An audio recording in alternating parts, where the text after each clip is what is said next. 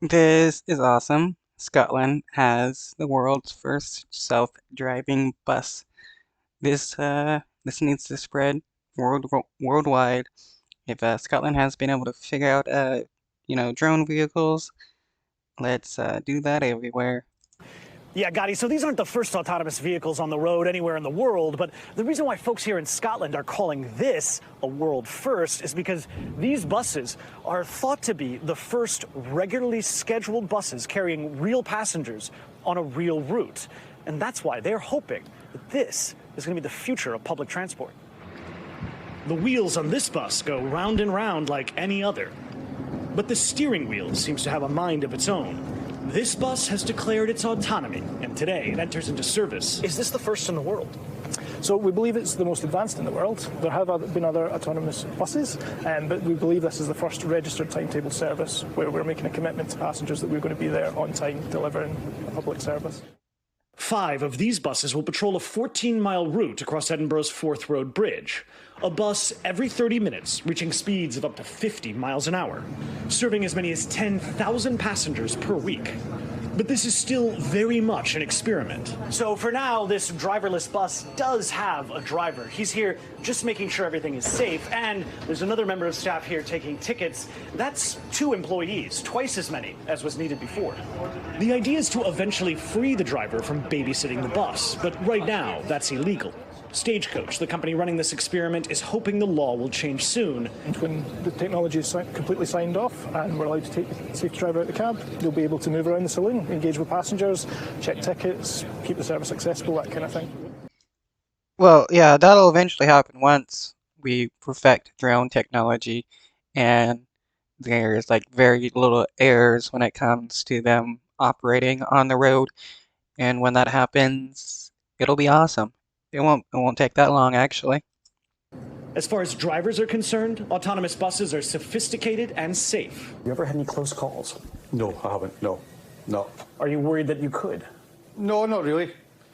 The technology, I think, is brilliant. It stays in its lane, it brakes. When it senses other traffic, the only thing you've maybe got to worry about is other motorists not knowing what they're going to do. The bus itself does most of the work, with some high-tech help. So when you say a sensor, is that these things right here? Yeah, so that's one of them. That's a LiDAR. That's for the closer range detection. So if the technology has arrived, the real problem is still humans, pedestrians, drivers. By behaving unpredictably, they're the ones who are standing in the way of wider adoption of this technology. The biggest barrier with autonomous vehicles is dealing with people, especially in urban environments, where people are making decisions of their own, sometimes stretching the rules just a little bit so that they can get by and collaborate with each other. But the humans of Edinburgh aren't all ready to board the bus. They say it'd be safer by reducing human error.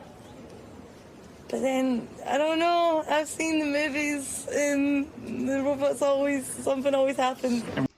Well, no, this isn't the movies. We're not anywhere to the point where, like, there could be some kind of robotic uprising. And even if we got to a point where, like, we had humanoid, like, artificially intelligent robots, I doubt there would ever be any kind of uprising. Will you be happy about it? No. No. You're scared.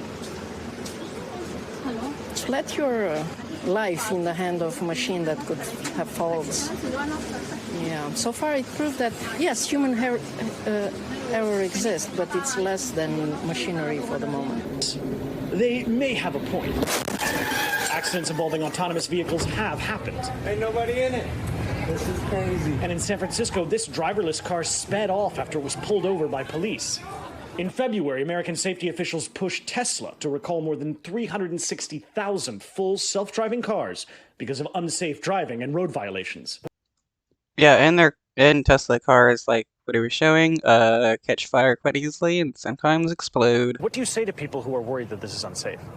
I say that we've got a vetted safety case there that has gone through millions of miles of testing, and there will always be the safety driver there ready to intervene. So if you're worried about autonomous technology, maybe think of it this way. These drivers never have a bad day. They never get distracted. And these sensors never blink.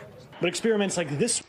And they could run 24/7, have them charged, if you have them I'm assuming they are electric, have them charged with solar panels on the top during the day, you know, battery in the back or something. Then at night, they can use that to run the bus.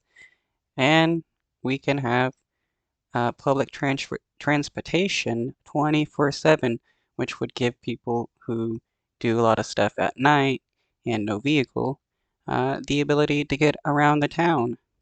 One are as much about calming the public as they are about testing the tech. We still understand that we need to ensure that the public come with us on this, and that they're convinced that this technology is safe and has benefits for everyone. So I think there's still work to be done on that side of it, but the technology is ready now. So, Gotti, as you can see, all of this is still really experimental, but the idea here is that if this experiment works, then this same technology could be rolled out in buses in 4 additional cities all across the UK. And before you know it, you might be able to ride one of these buses where you are, in LA.